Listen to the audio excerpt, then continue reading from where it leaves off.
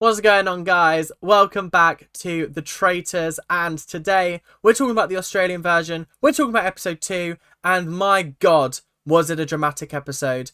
Not only are the Traitors currently winning, but it seems like only at episode 2 the Traitors are already turning on each other, which is absolutely crazy. Is this the earliest it's ever happened in any season of this show? Probably, potentially, who knows? I've only seen the UK and this series, so I can't tell you that much. But what I can tell you is this episode was packed with juicy content, drama, and some parts that you're not going to want to miss. So, without much further ado, let's get on with the episode. So guys, before we jump into the episode, I just want to say thank you guys so much for the support. We're increasing subscribers like tenfold from where we were a month ago, which is incredible. So thank you guys so much. All of you new viewers out there, if you're enjoying the content, make sure you like, make sure you subscribe, and make sure you comment down below and let me know what your thoughts are. Without much further ado, and I know I just said it a moment ago, let's get on with the video. So, we're going to start with breakfast, and interestingly, they decided to give us some backstories on 3 of the faithful. So obviously the celebrities don't really need backstories, which absolutely fair and valid. But we got to learn a little bit about Keith, about how he's a retired cop and he's very good at reading people. He knows when people are lying. He's very suspicious of Camille. And the reason he's suspicious of Camille is because he thinks that she's hiding something behind the stay-at-home mum sort of persona that she's brought to the table. Turns out she very much is. Camille is actually was actually a retired federal agent. So again, she's really good at sussing out liars and cons and things like that.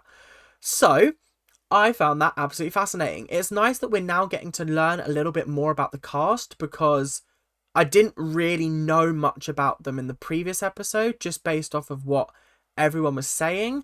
And I gotta say, it was nice that other people took center stage in this episode rather than the whole sort of Elias Payden Sarah drama that kind of dominated last episode. The last person that we found out about around the round table, not around the round table, around the breakfast table, was, there's a lot of tables in this bloody show, was Paul. And if you remember, Paul was the Navy bomb diver that was basically mauled by a shark. Genuinely, graphic imagery was shown and I was like, wow, that's crazy. Like, obviously it wasn't that graphic, but it was just like sort of him in hospital with, like, he said that he had his hamstring torn out. Ow! Ouch! That would have hurt like a motherfucker. He said he lost his right arm or his left arm, I can't remember. He lost one of his arms. This guy is proof that, like, you can survive anything. You genuinely can survive anything. And, oh my god, what a fantastic person. Yeah, really big love for Paul, I've got to say. A lot of love for Paul. So, what else happened around the round table? Well, it's time to talk about some suspicions. Ash was talking to Liam, and Liam thinks that Blake and Sam are both innocent. And he also turned around and went, I also think you're innocent as well. Which I thought was a little strange, because it felt like oh no, I think you're innocent as well, of course. But Ash was basically getting confirmation that Liam doesn't suspect Blake or Sam, which I thought was quite cool. Nobody seems to trust Guyton.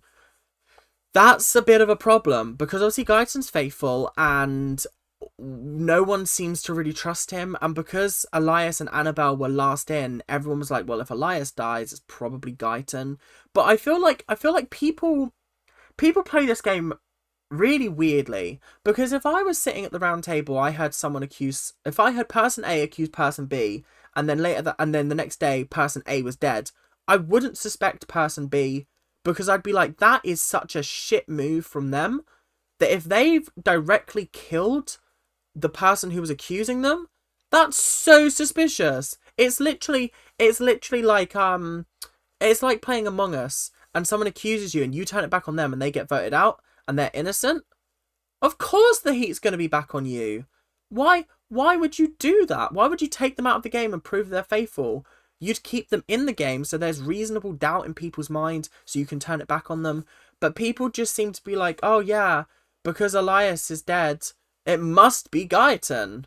Jesus, sometimes I do think, do people actually like, have people played similar games to this before they go in, or they just go in on a whim? Are they just going, oh yeah, I can do that, sure? Because you gotta have strategy, you gotta have gameplay. That is not a valid gameplay. And if you haven't guessed, Elias did die. So everyone's now suspecting Guyton. It's tough, because he's also got the added hindrance of being a trained actor, which is bullshit, because like he keeps saying, I'm a good actor when I have a script and I have time to prepare, but there's no preparation here. It's off the cuff. It's off the cuff. I'm a good actor, I like to think, but I'm not that great at improvisation. If you just said act, gave me a character, gave me a situation, and just said act, I'd probably struggle. I'm a lot better with a script in front of me when I've got lines and situations and relationships and things like that to back myself up.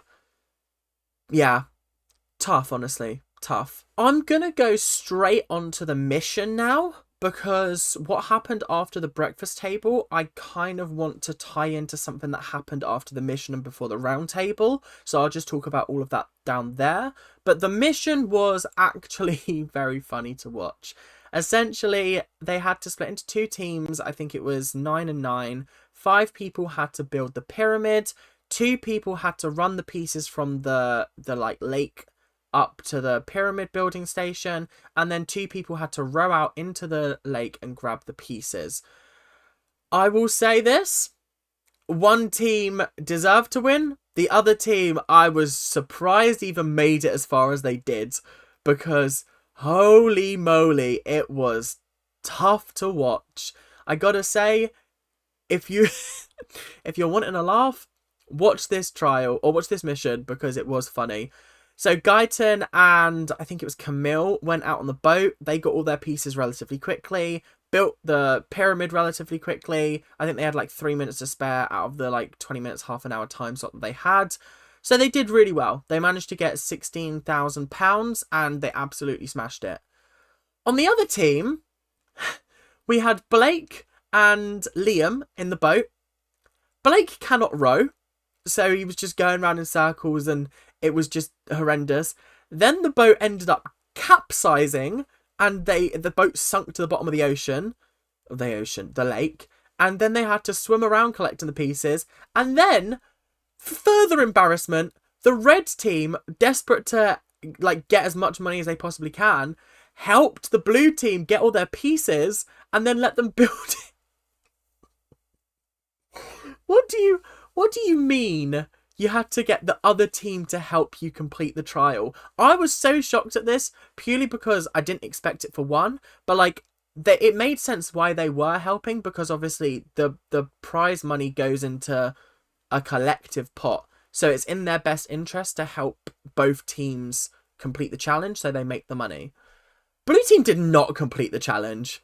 Blue team got about halfway up the pyramid and then they ran out of time. I think if they'd have had a couple more minutes, they'd have managed it. But honestly, they're lucky that they made it as far as they did, because this was shambolic. Absolutely shambolic. And they should all be disappointed. Well, I say they should all be. Blake and Liam. Bless them. Who decided they should go in a boat? Let's be honest. Who decided they should go in the boat? Now, it's time to talk about a part of the episode that really got my back up and really started to frustrate me a little bit, and it's to do with Sam. Now, if you could tell from the last episode, I really like Ash. I think she's funny. I think she's entertaining. I love the faces that she makes around the round table. I can't believe that no one's picking up on them, because she's smirking. She's looking like a fucking traitor. She sits there and she's like, the entire time. And I don't know whether it's the Botox, but genuinely, she is so funny and I do really, really like her. And then Sam comes in with his plan to absolutely kick her out the game and ruin her game for her, when currently nobody seems to be suspecting her.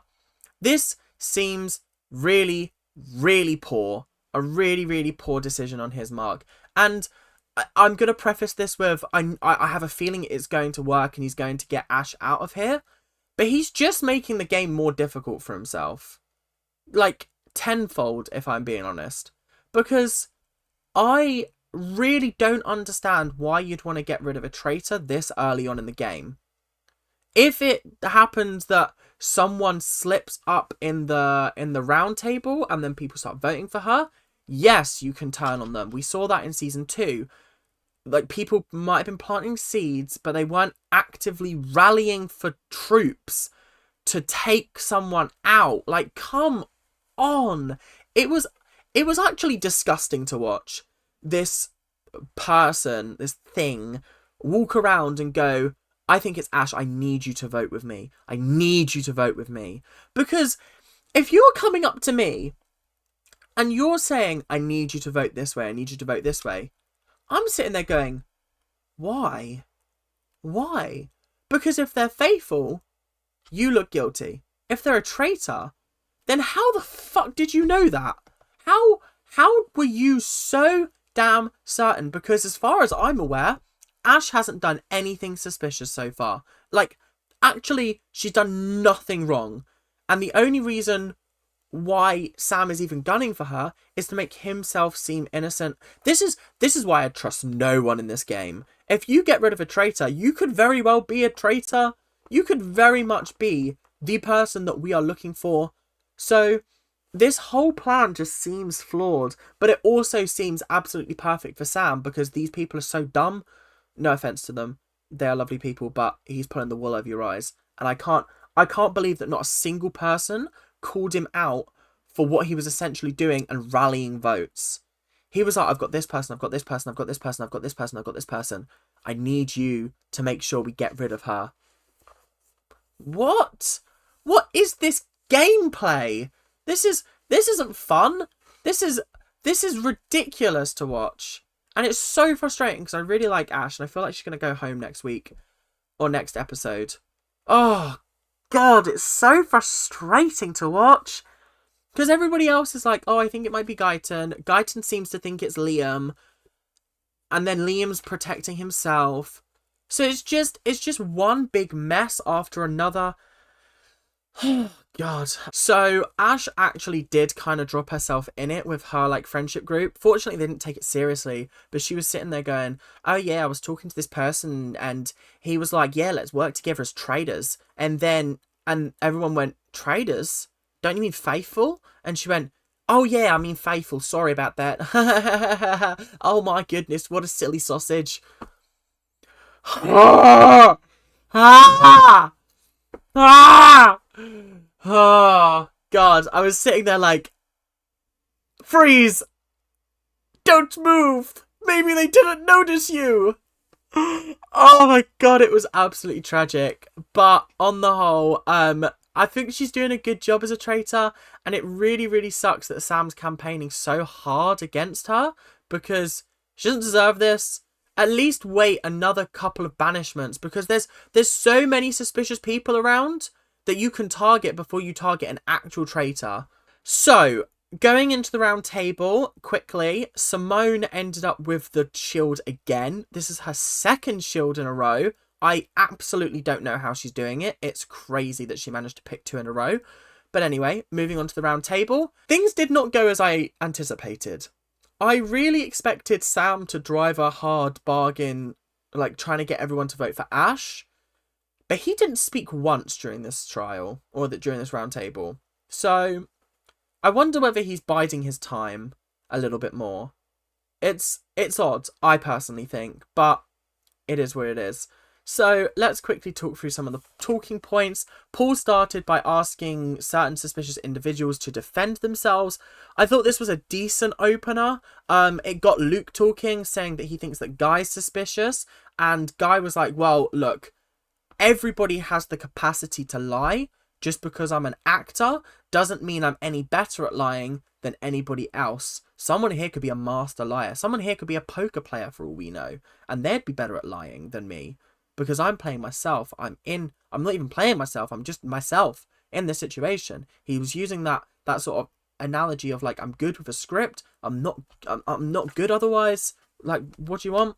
I thought it was a pretty decent defense, personally. I feel like they're targeting him because they're clinging on to the fact that Elias mentioned his name, which Elias just mentioned his name because he's a trained actor. That was literally it. And then, obviously, the traitors have capitalized on that and made Guyton look suspicious. So, yeah, tough to watch. Guy then turned it around and said, I think it's Hannah, Paul, and Luke. I think it's you three. Hannah and Paul, little bit of a blindside there. I wasn't expecting that one. But Luke, he has been saying for like the whole episode, so I understood that. Luke said that he's actively been looking for the traitors, which I thought was very fair and valid because he actually has been doing that. And then Camille brought up something that kind of shook the table. Camille was like, oh, Luke, I've been suspicious of you because you'd been going around saying Ash's name. And Luke was like, no, the fuck I didn't. That was not me. That was not the plan. And obviously Ash is sitting there going, hang on a minute. What plan? What's going on here? Who's mentioning my name? Because this happened last week. I quashed them rumours. Who is talking about me? Honestly, if I was her, I'd be pissed off as well. Because Luke basically revealed that there's a plot going on behind Ash's back. And whether she finds out it's Sam behind it remains to be seen. But honestly, the little weasel, ugh, he's getting on my nerves. And I feel like he's going to make it very far in this game. And I'm going to be really fucking frustrated with him. And who knows, I might live up to my channel name after all, and it might be an enraged rant after all about him. God, honestly, what an awful game player he is. He's just got no respect for the fact that he needs to make it as far as possible, and then he can throw people under the bus rather than throwing people under the bus early. Because, okay, this is essentially the Paul dynamic, or the Harry dynamic. When they took out traitors and didn't die the next day, that's suspicious, no? I would think that's really, really suspicious. But apparently, nobody else does. So who am I to talk? Yeah, that was pretty much the entire round table. I gotta be honest, I'm still writing in my fancy Big Brother notebook. I can't wait for Celebrity Big Brother. But on to voting time. Voting time was very, very telling. There were a couple of shocking votes in there, but the census was pretty much on one person. So here we go. Camille voted for Guyton. Blake voted for Guyton. Ian voted for Luke. Guyton voted for Ash for purely strategic reasons. That's suspicious. Annabelle voted for Guyton, Luke voted for Guyton, Ash voted for Guyton, Roa voted for Guyton, Peyton voted for Guyton, Sarah voted for Guyton, Hannah voted for Guyton, Gloria voted for Guyton, Paul voted for Guyton, Simone voted for Guyton, Keith voted for Guyton, Liam voted for Guyton, and then surprisingly, Sam also voted for Guyton. So honestly, I feel like the Ash plan is coming. It's in the works. I feel like Sam's going to have to get Blake on side if he wants this to work. But I don't know whether Blake's going to want to part in this fuckery. Because, what the fuck? The fuck, Richard? Oh, honestly. So, yeah, that was pretty much the episode. We went up to the Traitors Tower. And the Traitors Tower was very, very telling. Ash basically went, Sam, have you been going around saying my name? Because, like, I'm hearing rumblings. I'm hearing rumblings that you're going around saying my name. And Sam's saying, no, it's not me. I've been hearing your name and I've been quashing those rumours. Someone's going to rat you out, little boy. Little ratty boy. Someone's going to rat you out. All right? And then Ash is going to come full force. She's probably going to go home in the process. She's going to come for your ass. Yeah, that was a bit cringy. I'm really, really sorry, guys. So, the people they've decided between is Paul and Payden. One of them is going to be going home at the start of next episode. It is a little bit gutting that we don't get to see them receive the message that they've been killed. They just disappear and they're never seen again. But it is what it is. Not really much you can do. So, that's pretty much the episode. Thank you guys very, very much for watching. If you enjoyed, make sure to like, comment, subscribe. Do all that YouTube stuff. The subscribing is the most important. If you've made it to the end of the video, you might as well subscribe, because otherwise you've just watched like 20-30 minutes of me and you're not showing me that support and that love. Come on. Come on, guys. Come on. I spend so long making these videos for you that it's actually like a 2-hour process sometimes. So like, please guys, please. So, thank you very much for watching. Keep on ranting. Bye now.